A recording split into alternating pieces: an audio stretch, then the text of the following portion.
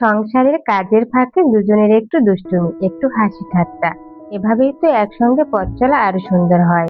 কাজও করি, আবার একে অপরকে হাসাতেও ভুল করি না। সংসার মানেই শুধু দায়িত্ব নয়, এর মাঝে আনন্দ আর সুন্দর মুহূর্তও দরকার।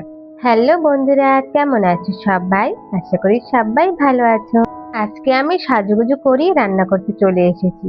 শাড়ি পরে আমার কোথাও বের হওয়া হয় না, তাই ভাবলাম বাসায় বসেই শাড়ি পরে রান্না করি। তো শাড়ি পরে আমাকে কেমন লাগছে অবশ্যই কিন্তু কমেন্টে জানিয়ে যাবে।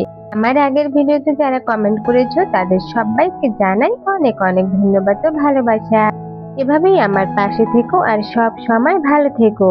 তোমরা তো সবাই জানো আমি অনেকদিন ধরে অসুস্থ ছিলাম। আমার মুখে ব্যথার কারণে আমি কথাও বলতে পারিনি আর কিছু খেতেও পারিনি।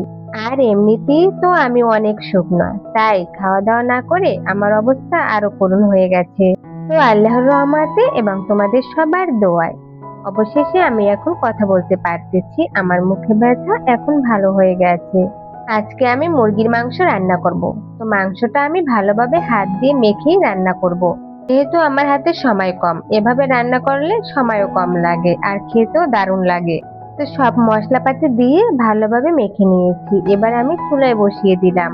গরুর মাংসটা সাধারণত এভাবেই মেখে রান্না করা হয়, কিন্তু মুরগির মাংস সহজে মেখে রান্না করা হয় না। তবে আমি কিন্তু মাঝে মাঝে এভাবে মেখে রান্না করি।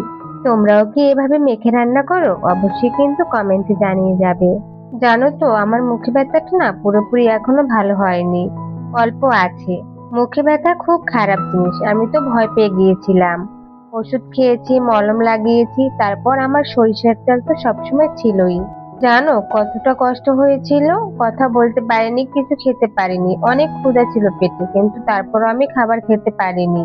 এত কষ্ট লাগতো আমার, শুধু কান্না করতাম। এখনো কিন্তু আমি পুরোপুরি ভাবে খাবার খেতে পারি না। তো যাই হোক না কেন, আগের থেকে তো অনেকটাই ভালো হয়েছে, এতেই আলহামদুলিল্লাহ।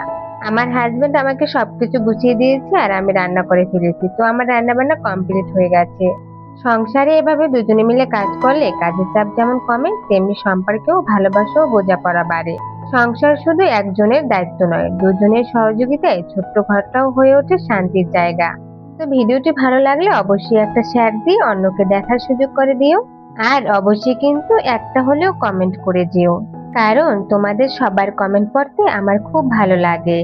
আর তোমাদের কমেন্ট ধরে ধরে আমি তোমাদের প্রত্যেকের পরিবারে চলে যেতে পারি। তো তোমাদের সাথে গল্প করতে করতে আমার রান্না বান্না কিন্তু কমপ্লিট হয়ে গেছে। তো আজকে এই পর্যন্তই, ধন্যবাদ সবাইকে, টাটা।